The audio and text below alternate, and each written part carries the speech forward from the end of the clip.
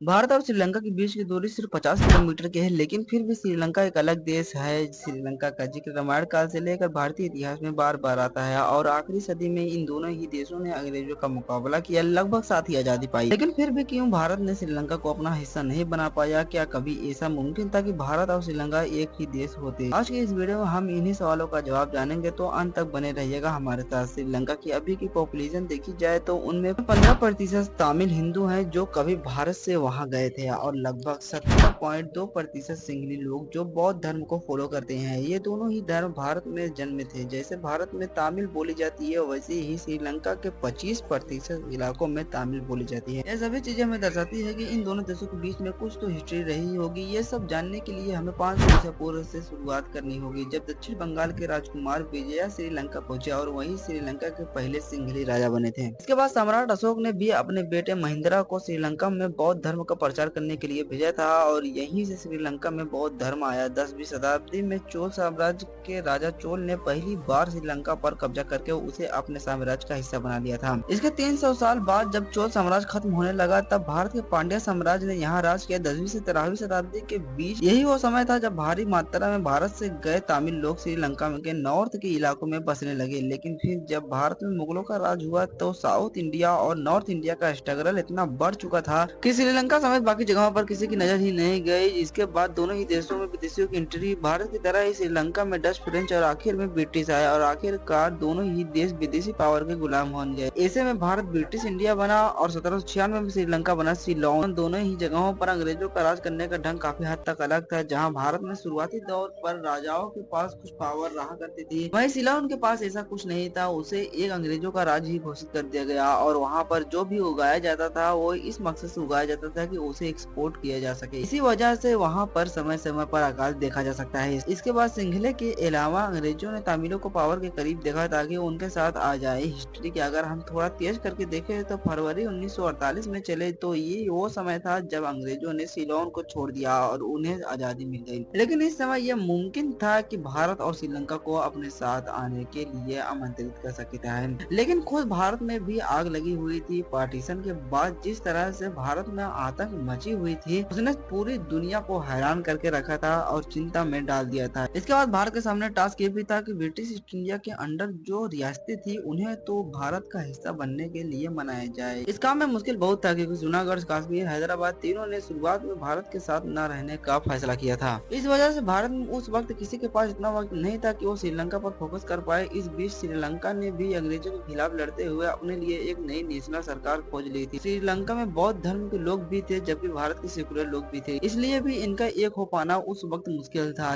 लेकिन हम यह कह सकते हैं कि कुछ समय के लिए श्रीलंका और भारत के बीच में अच्छा रिश्ता रहा। हालांकि यह धीरे धीरे बदलने भी लगा। जब 1983 में लिटी की स्थापना हुई, ये एक तमिल ग्रुप था जो चाहता था कि श्रीलंका के नॉर्थ और ईस्ट के इलाकों में तमिल लोगों के लिए अलग देश बनाया जाए। इस मांग ने पूरे श्रीलंका को गृह युद्ध में ढकेल दिया था। उस वक्त भारत की RANW और तमिलनाडु की सरकार भी लिटी के सपोर्ट में थी। लेकिन ये भी है कि बाद में भारत ने अपना रुख बदल दिया था और वो श्रीलंका की सरकार के साथ आ गए थे, और राजीव गांधी ने पीस पर भी साइन कर दिया था। यही वजह थी कि इसका बदला लेने के लिए लिटी ने राजीव गांधी की हत्या कर दिया, और इस हत्या के बाद लिटी को भारत में एक आतंकवादी संगठन घोषित कर दिया गया था। भारत